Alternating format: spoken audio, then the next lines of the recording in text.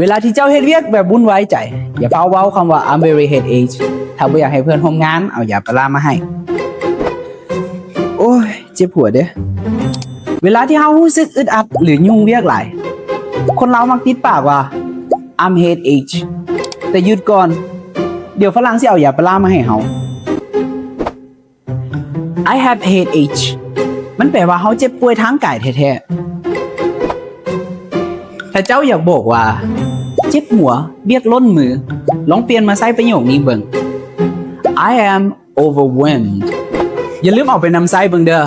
แล้วลองเบิ่งว่าเจ้าจะได้ยาปลาหรือได้เวียกน้อยลงอยู่ไม่ไหวอยู่ไม่ไหวเฮ้ยอยู่ไม่ไหวเอ้าบ้านนี้มันน่ากลัวกลัว